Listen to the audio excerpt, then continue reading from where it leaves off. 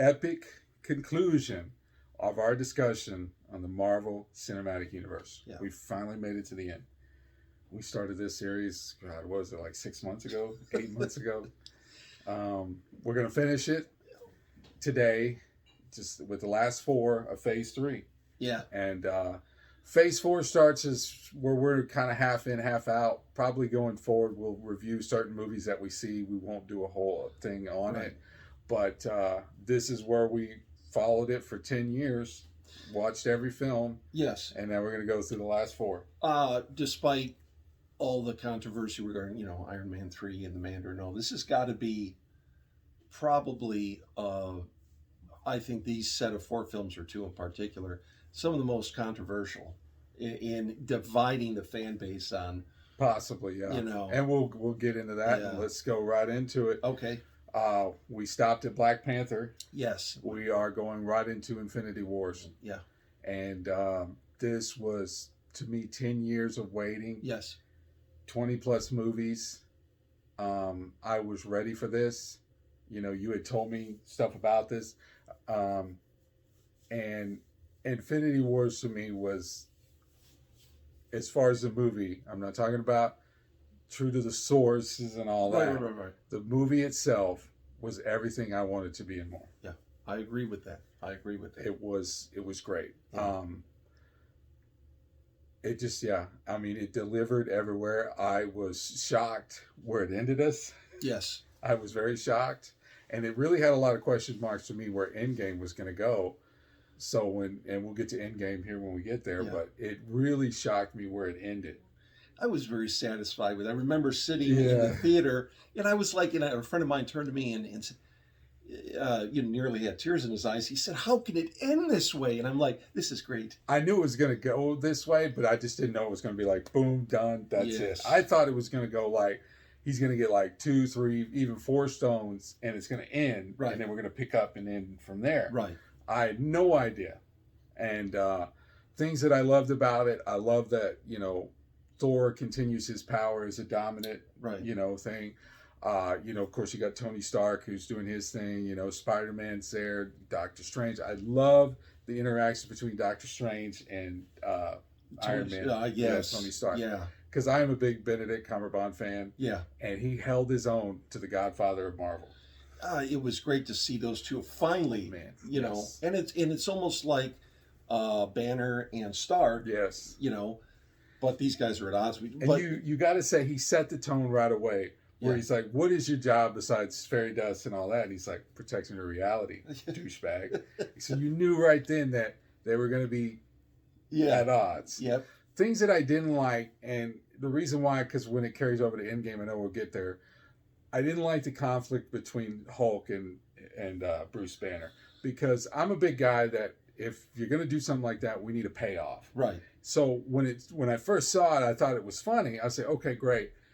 We'll get the payoff later. Right. He'll save the day. Yeah. And then when I didn't have it, okay, we'll get the payoff at Endgame. Yeah. And we didn't really get that either. No, it's got to be, for me, one of the worst points of the film. That's one of my biggest points of contention, if not my biggest point of contention, was the Hulk. I don't mind him getting tossed around by Thanos at the beginning. I get that. Thanos by himself, even without the stones, it's pretty powerful. Yeah, could trounce nearly anybody. Yeah. But what they did with him, I think they did him a major disservice for whatever the reason they wanted to do it. I will say this: it was great to see Ruffalo on screen for basically 100% of his things. So there were some good things about it, and like I said, you had these things split off. The Guardians meet up with Thor. Yeah, now that's a good, because for the entire 10 years, the whole Marvel universe they were split. And how is this going to come together? And they did a great job with that. So Infinity Wars was great, and I believe the end credit scene didn't set up Ant-Man. I think. Yeah, I'm trying to remember what that was now. Wasn't he sucked into the quantum realm, or no? No, that was the end of Wasp. Oh yeah. But anyway, so it ends like that, and you're like, wow. So then we get Ant-Man and the Wasp in July, and it kind of throws you off because it happens before yes. Infinity Wars. Yeah. So, but, you know, I liked it. I'll be honest with you. I think I've only seen it once since the theater. Yeah. But I'm a big Paul Rudd fan, and I think he did a great job as Ant-Man. You had Evangeline Lilly as the Wasp. You had Fishburne in there. You had Michelle Pfeiffer as Michael Douglas's wife. Yes. So yeah, there's some great stuff in there, and Yeah. you know, it was great, and it sort of ends on, yeah, he's going to the quantum realm to do something, and then that's when the finger snaps, Yeah. and he's stuck in the quantum realm.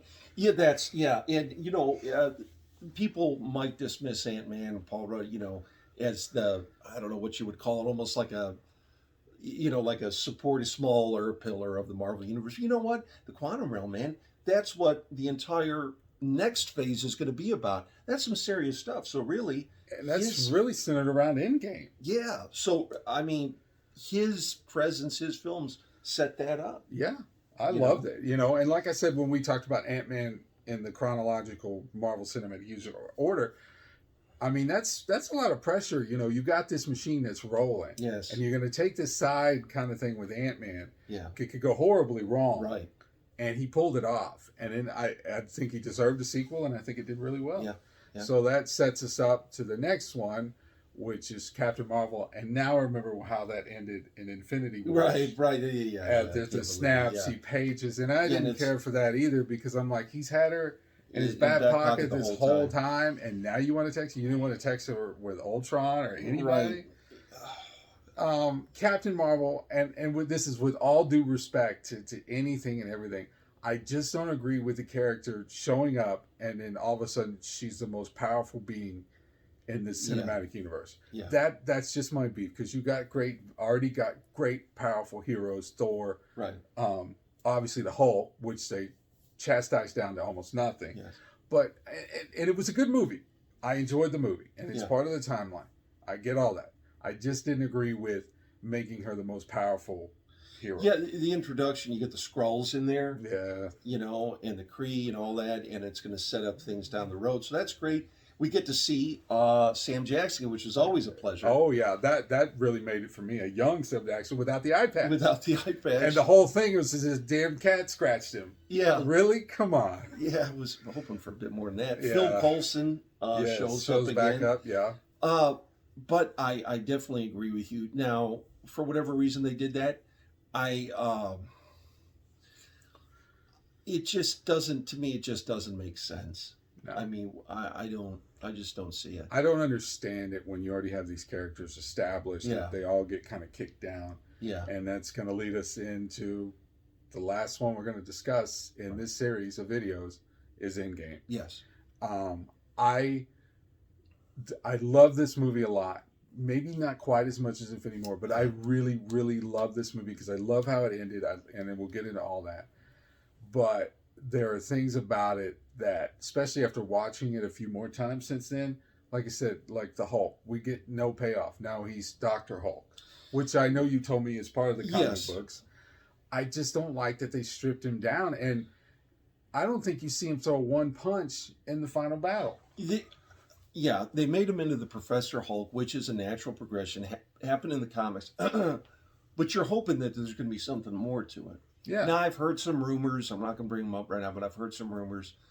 Maybe, very possibly in the future, things are going to, flip back around, do a 180, and it'll go back in the opposite direction for him. Hopefully. But at the same time, when all this went down a couple of years ago, you didn't have that knowledge, and you were like, well, this is a bit of a downer.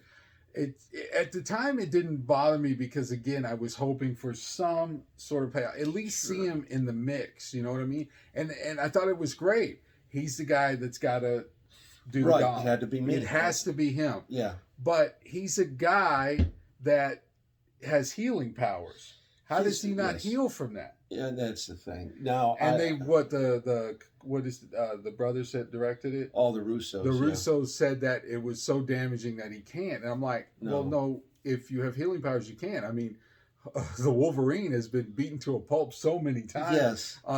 Left for dead. Yeah. And he heals. And there's this new comic series called The Immortal Hulk. Even if there's like one piece of his flesh left, he grows back into the Hulk. See, That's that's the it. And then the other problem that I have is Thor. Thor was built at and like we talked about in the other videos, Thor 1 comes out and it's great. Thor 2 comes out and he kind of stumbles. And he kind of missed the mark a little bit. Then he come out and he does great. I thought he was good in Ultron. Right. Ragnarok, great. Probably my favorite Thor film. Shoots him back in the straight. One of the most powerful Avengers in this cinematic universe, in my opinion, because they've already started to build the Hulk down. Right. And then in Infinity War, same thing. Yeah. So we have this great, and he kills Thanos at the beginning of Endgame. Then you go to see him, 5 years later? Yeah. And he's overweight, he's got a belly, he doesn't want to fight anymore. I was okay with all this again if we get a payoff. Like, when I saw this at the theater, and spoiler, they have a little fight. Well, everybody knows they have the big fight at the end. But, Thanos has got him with his, the Stormbreaker. And I'm like, okay, this is the payoff. This is where God of Thunder is going to come in. And he does it. Captain America gets it, which is great, because that was great. He finally shows that he can lift the hammer, which everybody knew and didn't know. Great. Yeah. That was all great. When does Thor get his payoff? Why does he have to be they tear him down to nothing? You had that on one side. You had the Hulk and Thor. Now on the other side, I got it. Even though, in as far as I probably I'm sure, I like that film less than Infinity War. I know. I know why. But in as far did they do justice to Tony Stark and to Steve Rogers? And I have to say, and I know a lot of people who would really disagree with me, who would possibly get on the channel and call me some names. If YouTube doesn't, but Rogers, they say, oh man, that's stupid. At the end he goes back in time and then they find him. Rhodey finds me, what the heck, I lived a good life and here I am and I'm an old man now. People didn't like that. Personally, you had to close the book on Captain America in some way. With Chris Evans. So what else are you going to do with that? See, this is the stuff that I loved, and that's why, those grievances aside, I still really love this film. Yeah, Chris Evans is too. I love the fact that it was Tony Stark that has the final say. Yes, absolutely. Because I was really worried they were going to give this to Captain Marvel. Right. And I'm like, that to me is not fair. I love the two scenes again with him and Doctor Strange. You said this is one. Is this that one? He's like, I can't tell you. Yeah. And then you get towards the end and you see him hold that one. When he held that one up in the theater, I had chills all over my body. Yes.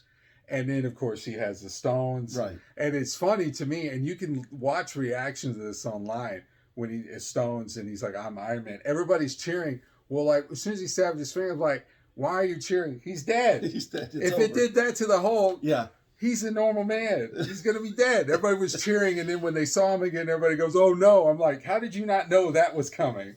And you know how you're waiting for him to say some kind of epic, my gosh. And then you read later that he didn't say anything. He just snapped his fingers.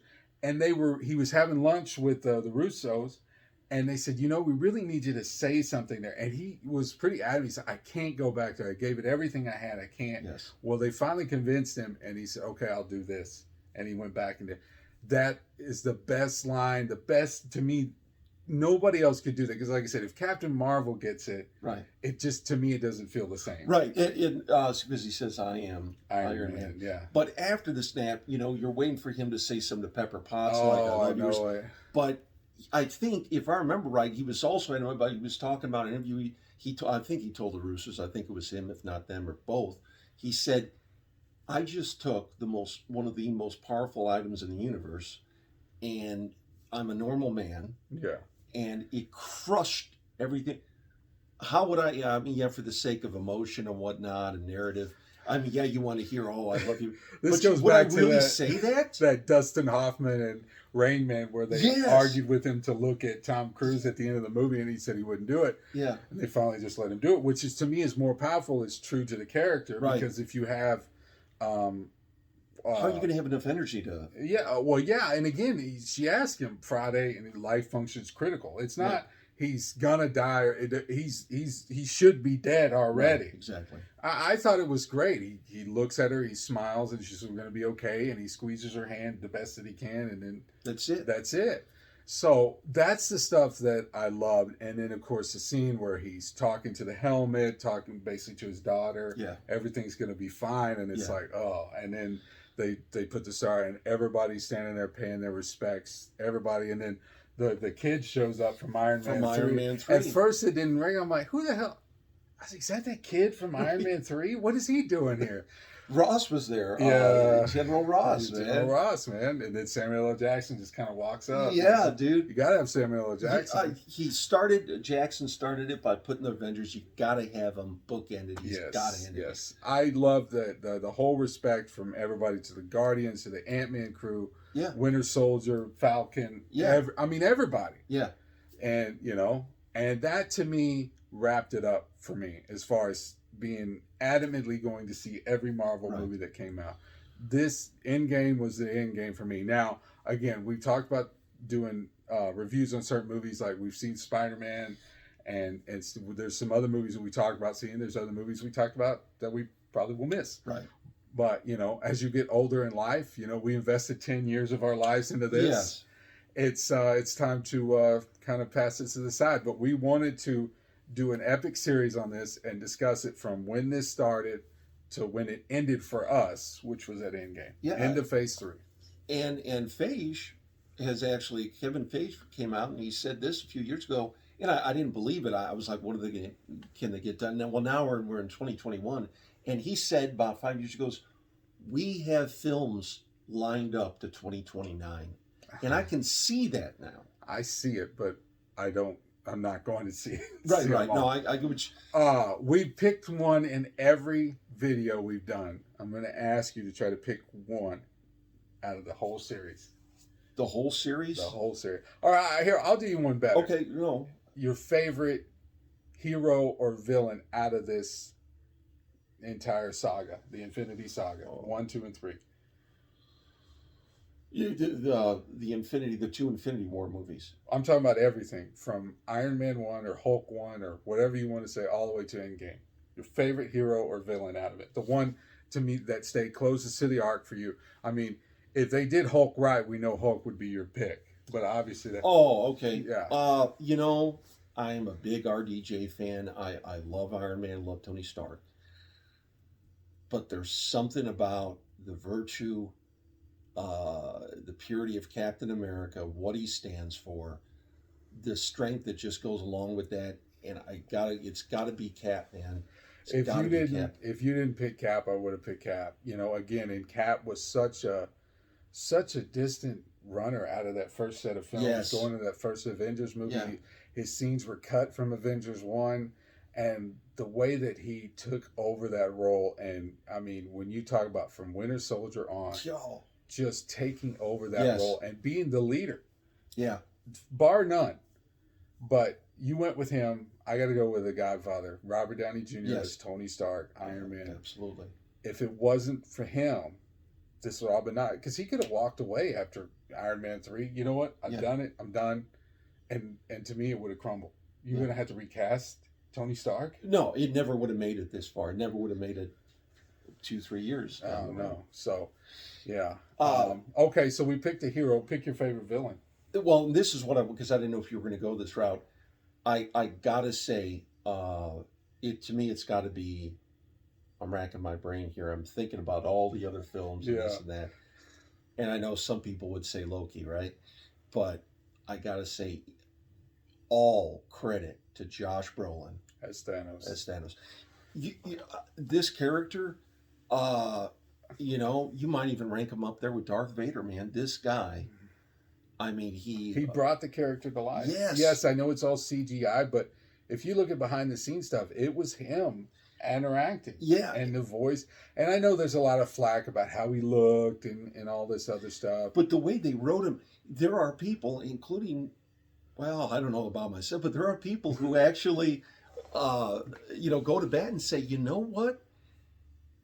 It kind of makes sense what he's shooting for. I can't pick anybody else but him because this whole thing started as soon as you saw him in Avengers 1 at the end of it. Yeah. And the whole time just pulling these strings, and then Infinity Wars, they build him up, takes down the whole Bruce Banner talks him up. It's Thanos. He's back. He's coming.